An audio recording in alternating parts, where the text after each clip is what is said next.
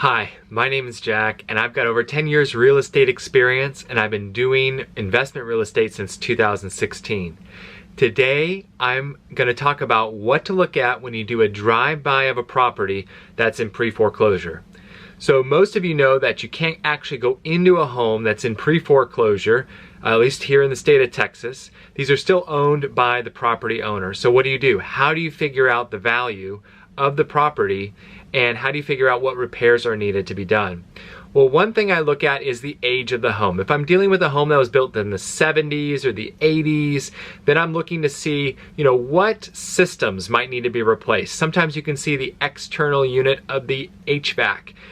Or the heating and air conditioning unit. You can see if maybe that looks rusted and old, it might need to be replaced. You can look at the roof. What does the roof look like? Is there bare spots in the shingles? Is there tree limbs rubbing on the roof? You're probably gonna need a new roof. These are the more expensive systems. Sometimes you gotta get out of your car, walk up to the door, you can knock on it, see if anybody's home. If somebody's home, make them an offer on the property.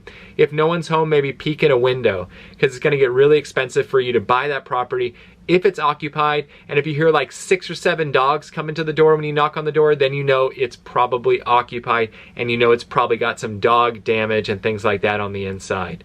So looking at the outside of a property, you can usually guess within $15,000 or so what the condition is of the property, and then you can overestimate your repairs so that you can buy it at auction. Every once in a while, what you think the inside looks like isn't what it looks like. Most of the time you can guess from the outside. We have bought a few properties where you thought it was going to be one way and you walked in and it was totally pristine, vacant, and everything looked great inside. And then the same amount of properties, maybe 1 out of 100 or 1 out of 90, where you walk in and it's 100 times worse than you thought it was going to be. People put concrete in the plumbing, or maybe they just took out the HVAC unit, pulled all the copper, things like that, threw feces on the walls, stuff like that that made it totally a nightmare to redo. I'm Jack, and that's how you gauge the value of a property as you're driving by it. Stay tuned to my channel and subscribe for more real estate news.